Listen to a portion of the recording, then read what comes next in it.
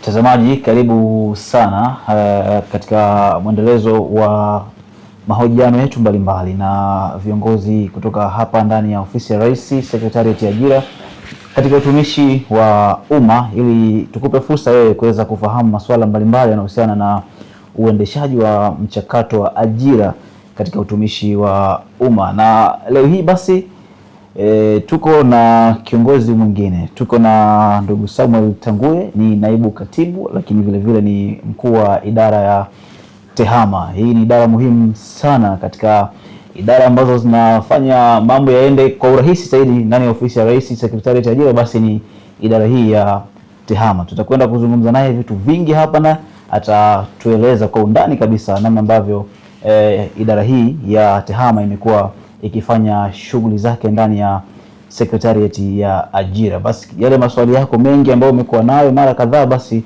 tutapata nafasi vile vile kuweza kuyafahamu kutoka kwa ndugu Samuel Tanguye ambaye yeye ni mkuu idara ya TEHAMA. Tunakwenda kuzungumza naye hii leo. Kwa kifupi basi tuanze kutueleza kwa kifupi sana idara hii ya TEHAMA ndani ya Sekretarieti ya Ajira imekuwa na majukumu yapi? Tunayo majukumu mengi ndani ya taasisi, lakini kubwa kwa muktadha wa watazamaji wako ni kwamba idara hii majukumu yake kubwa ni kuhakikisha tunaoboresha mchakato wa ajira kwa kutumia TEHAMA, lakini pili kuboresha namna ambavyo wenzetu katika idara nyingine wanavyoweza kurahisisha shughuli zao kiutendaji kwa kutumia TEHAMA. Na ni idara ambayo inaleta chachu ya mabadiliko katika ofisi yote ya serikali na hata ofisi binafsi.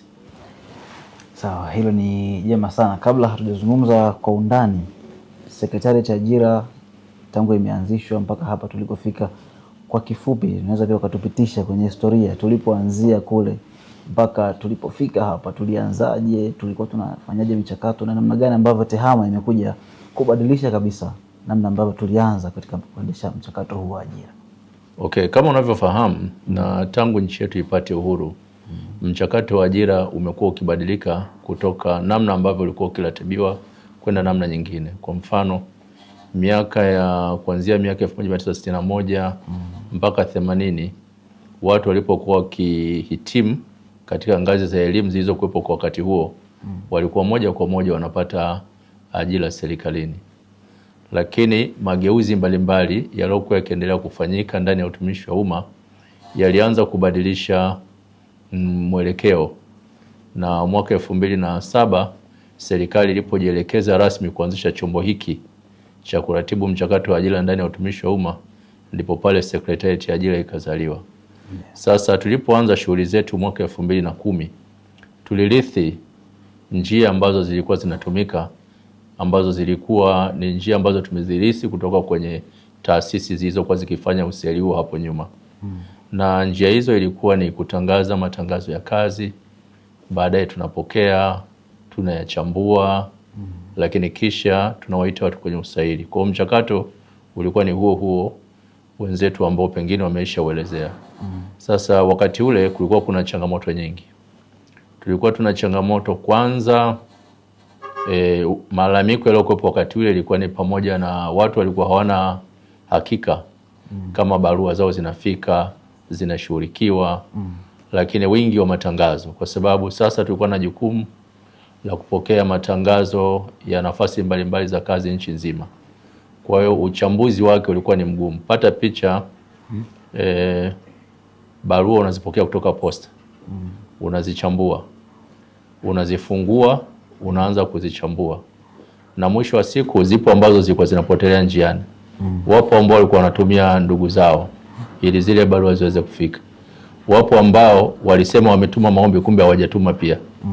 Kwa kuwa kuna kelele za aina nyingi, na ndipo ambapo sasa kama taasisi ikajielekeza sasa katika kufanya ubunifu, kuondoa changamoto zilizokuwepo wakati ule. Kwa wakati tumeanza maboresho yetu, tulijikita katika kuangazia maeneo manne. Wakati ule si sasa, 2010 njia pekee ya kupata matangazo ya ajira ilikuwa ni kwa njia ya magazeti. Na magazeti yalikuwa yafiki katika maeneo mbalimbali ya nchi yetu. Kwa hiyo tuliangazia kwanza katika kuhakikisha tunawapasha habari wa Tanzania walioko mijini na walioko vijijini, kuhakikisha taarifa zinawafikia. Lakini pili, tukaanza kuangalia namna ya kupokea ile maombi yetu ya kazi. Tutafute njia nzuri zaidi ya kuweza kufanya ili tuhakikishe kwamba maombi ya kazi yanafika. Kwa hiyo mwaka 2012 tulikuja na tovuti ya Secretariat ya Ajira ambayo inajulikana kwa www.ajira.go.tz. Na kwa wakati huo ndio ilikuwa teknolojia ambayo inaweza kumfanya mtu akaweza kupata ile matangazo ya kazi pasipokuwa na gharama yoyote. Kwa tovuti hii ambayo sasa ni maarufu iliweza kutusaidia sisi kama taasisi kupeleka taarifa za uwepo wa nafasi za ajira kwa wananchi nchi nzima na pengine nje ya mipaka yetu. Jambo lile pia likapelekea wingi zaidi wa nafasi, wingi wa maombi yakazidi kupokelewa. Kwa hiyo changamoto ikawa sasa ni kwa namna gani tunaweza tukayapokea haya maombi. Na ndipo tukaja na mfumo wetu wa Ajira Portal. Mfumo ambao kwanza ulilenga kupokea maombi, lakini baadaye tumeufanya vizuri zaidi. Ni mfumo huu wa Ajira Portal ambao sasa nitapenda niuzungumze kwa kirefu kidogo. Unampa fursa Mtanzania yeyote ambaye anahitaji kupata kazi serikalini kuweza kwanza kujisajili kwenye mfumo. Anapojisajili mwombaji kazi yote anafungua akaunti yake kwa kutumia barua pepe ambayo alionayo, na kisha fungua ataanza kujaza taarifa zetu mule ndani. Na taarifa za msingi ni pamoja na taarifa za uraia wake, na kama amepita NIDA basi mfumo wetu tumeunganisha na mifumo ya NIDA, ataingiza namba yake ya NIDA, taarifa zake zitavutwa. Baadaye ataingiza taarifa za kitaaluma kama kidato cha 4, kidato cha 5, kidato cha 6 na kuendelea. Anapokamilisha pale basi nafasi za kazi zinapotoka kulingana na elimu yake na namna tangazo lilivyokuja, anaweza akaomba kupitia mfumo wa Ajira Portal. Uzuri wa mfumo huu sasa, kwanza unawapa mrejesho kwa kila hatua wasailiwa. Anapoomba unamwambia tumeshapokea maombi yako, lakini baadaye kama amekuwa shortlisted ataambiwa umekuwa shortlisted, utafanyia usaili sehemu fulani, muda saa ngapi, na kila kitu anapata pale kupitia kwenye akaunti yake. Lakini pili, kwa wale ambao hawajafanikiwa kuitwa pia wanapata taarifa sababu za kwa nini hakuweza kuitwa.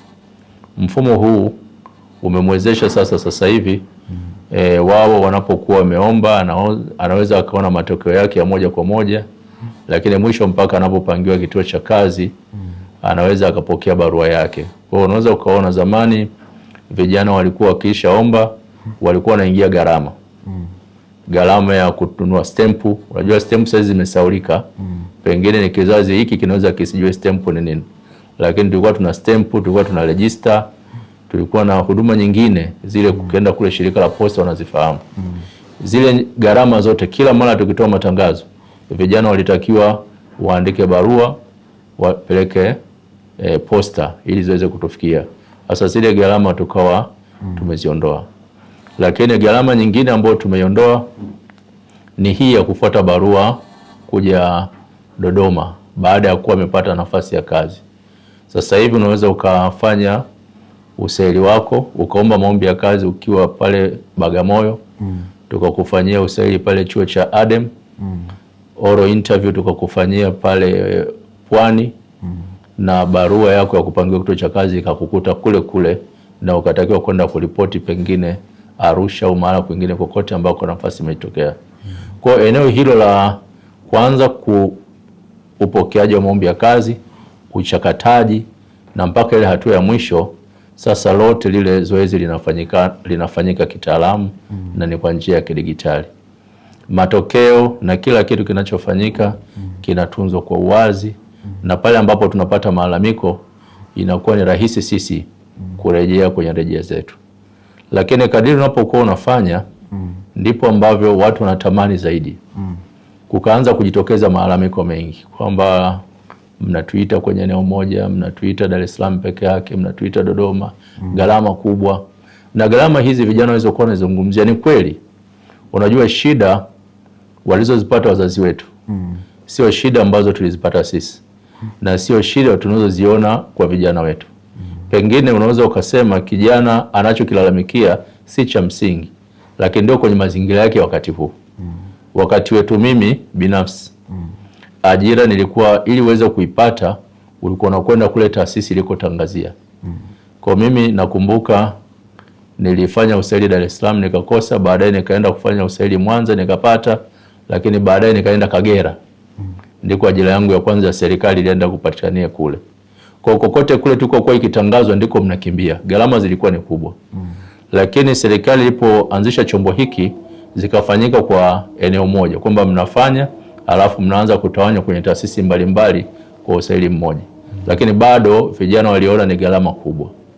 Sasa ili kuweza kuhakikisha kwamba hawaingizwa gharama, serikali kupitia Secretariat ya Ajira kupitia serikali ikaweza kuwa na mradi mkubwa, na tumejenga sasa mfumo unaowezesha vijana kufanya saili, hasa zile saili zinazoitisha makundi makubwa ya wasailiwa katika eneo moja, na tukajenga mfumo wa kidigitali unaojulikana kama Online Aptitude Test System.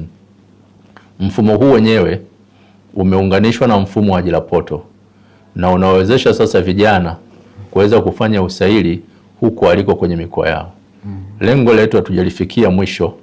Lengo letu ni kuanza kufanya saili hizi kwenye ngazi ya wilaya, lakini tukielekea kwenye ngazi ya kaya. Tunatamani siku moja usaili wa kidigitali wa mchujo mtu aufanye akiwa mezani kwao, nyumbani kwao. Kinachotutatiza tusifanye hivyo ni mazingira ya sisi wa Tanzania, pengine vitendea kazi bado havijafika kwa wingi kwenye ngazi ile ya kaya, lakini tunapokwenda taratibu tutafika. Kwa hiyo mfumo huu wa kidigitali wa Online Aptitude Test System wenyewe unawezesha vijana hawa kufanya usaili kwa njia ya kidigitali. Na hapo nyuma vijana walikuwa wanalalamika.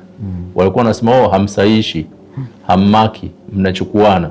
Lakini kupitia mfumo huu sasa mtu msailiwa anapomaliza kufanya usaili wake, mfumo unasaisha na hapo hapo anapata majibu yake kupitia kwenye akaunti yake. Kwa hii kwanza imeongeza ufanisi wa taasisi, tumepunguza siku za kuendesha mchakato wa ajira. Lakini pili, imerudisha imani kubwa kwa vijana ambao wao kabisa wanaiona haki inavyotendeka. Lakini kubwa zaidi, wazazi na wale wote ambao wanawagharamia zile gharama mbalimbali za kusafiri, sasa tumeondolea zaidi, kwa sababu usaili unafanyika katika ngazi ya mkoa ambako gharama anayoitumia inakuwa ni ndogo ukilinganisha na hapo nyuma. Kwa mapinduzi haya kwa kifupi ndio ambayo yameleta chachu ya uboreshaji wa shughuli zetu hapo ofisini. Lakini tunajua teknolojia inabadilika. Tumekuja pia na version mpya ya mfumo wa ajira poto kupitia simu za kiganjani, ambapo sasa mtu akiingia kwenye simu ya either ya Android ama inayotumia iOS, akiingia kwenye Play Store au App Store, anaweza akadownload application ya ajira poto, ambayo potua akiandika ajira poto ataona inakuja, ina nembo ya bibi na bwana, nembo ya taifa, na akisha ipakua ile anaweza akaingia kwa credentials, yani zile username na password anazozitumia kwenye mfumo wa ajira poto. Anaweza pia akaingia kwenye simu yake akaona matangazo ya kazi, na hii sio kwamba wa kazi peke yake, hata wazazi mbalimbali anaweza akawa na hii application akaona na matangazo ya kazi, na pale ambapo yanamfaa kijana akaweza kuendelea.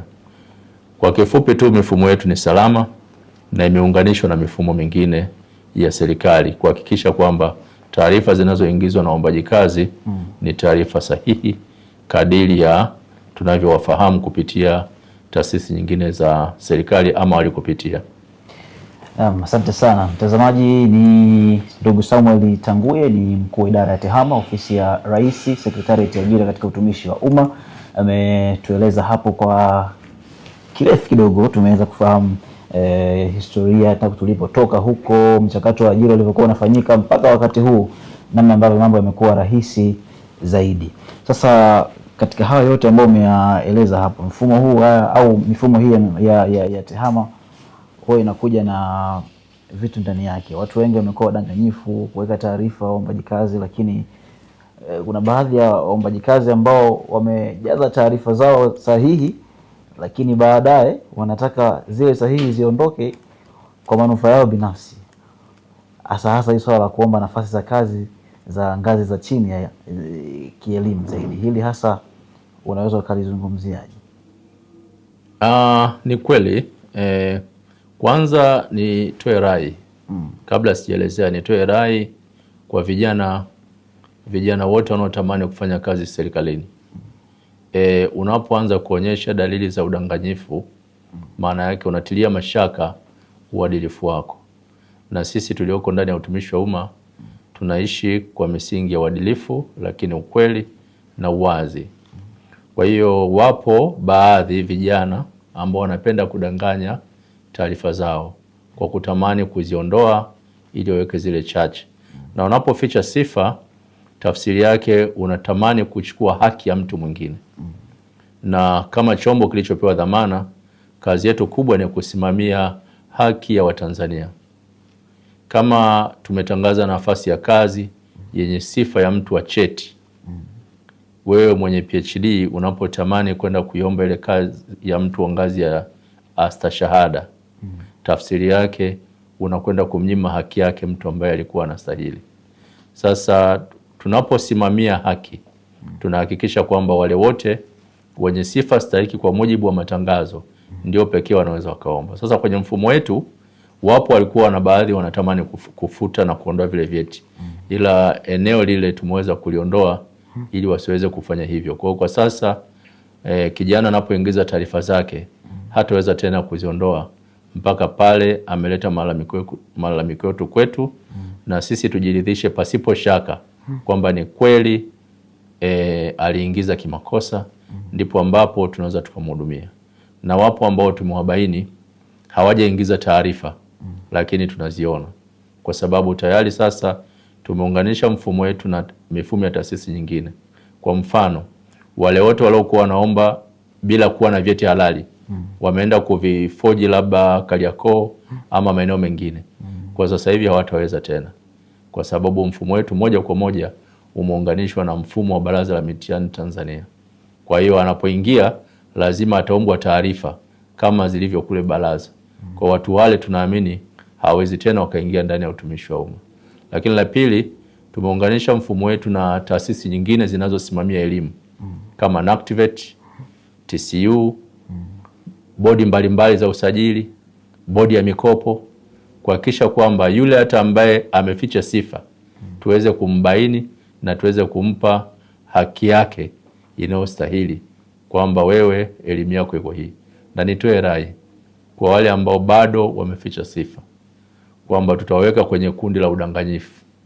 Waweke vyeti vyao, kwa sababu sasa tunaweza tukawaona na tukawabaini zaidi. Lakini kikubwa, wale wenye sifa hizo za chini wanafurahia zaidi, kwa sababu sasa na wao wanapata kazi, na watumishi waajili wamekuwa wakifurahia sana kupata watendaji ambao waliwahitaji kwa kuzingatia sifa ambazo walizitamani wawe nazo. Na mtazamaji, tunaendelea na bila shaka hayo ambayo umeyapata hapo ni mengi na ni mazuri zaidi. Sasa kama hivyo nimekuambia, tuko na ndugu Samuel Tanguye, ni mkuu idara ya TEHAMA hapa ofisi ya Rais, Sekretarieti ya Ajira katika utumishi wa umma. Miongoni mwa masuala ambayo ameyazungumza hapa ni jambo hili la kufanya usaili kidigitali. Mfumo huu hasa maswali yake huwa yanapatikana vipi, lakini usalama wake pia ukoje? Okay, mimi nakushukuru sana ndugu mtangazaji. Ni kweli kwamba tunapokuwa tunaratibu ule usaili wa kidigitali, maswali yake huwa tayari yameshaandaliwa. Na ipo idara ambayo inahusika na uratibu wa maswali haya. Na yale maswali yanaporatibiwa kutoka kwa wadau mbalimbali, na haya maswali yako very professional, yanaratibiwa na kupewa uzito tofauti tofauti. Mengine anapewa alama 2, mengine alama 3, mengine alama 5. Na kama umefuatilia kwenye maoni ya wadau wengi, huwa unajikuta mtu anauliza maswali yalikuwa 50, lakini mimi nimepata 79. Yaani analeta namba ambayo haigawanyiki kwa mbili akidhani kila swali linabeba uzito sawa.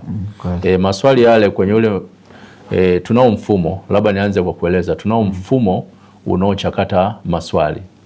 Mfumo huu unatuwezesha sisi kuingiza maswali ya usaili ya aina tofauti tofauti na yenye uzito tofauti tofauti.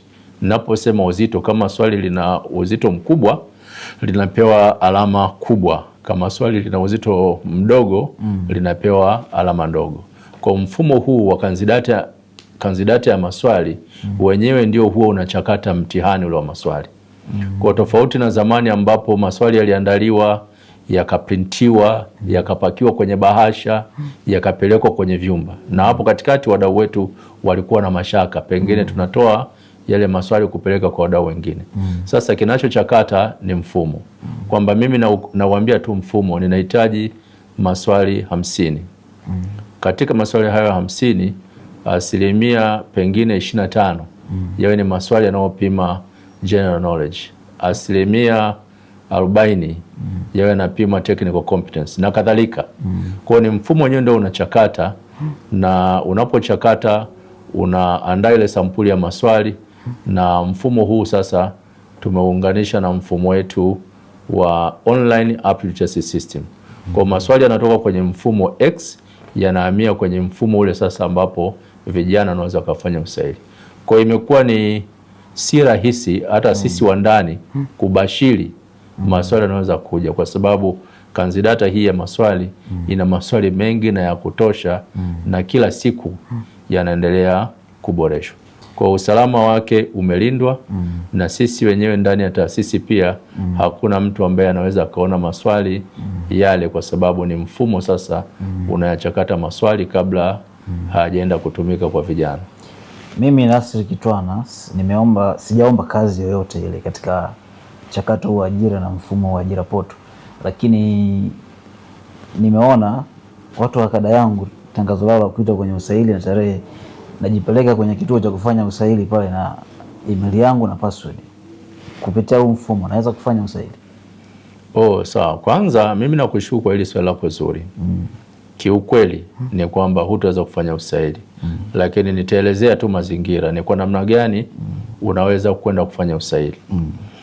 Mwombaji wa ajira anapoomba ajira yake kupitia mfumo wetu wa ajira poto, tunapompatia namba ya mtihani, namba ya usaili kupitia kwenye akaunti yake, wale tu ambao tumewachagua kwenye usaili ule wa kuandika, taarifa zao huhama kutoka kwenye mfumo wa ajira poto kwenda kwenye mfumo wa kidigitali.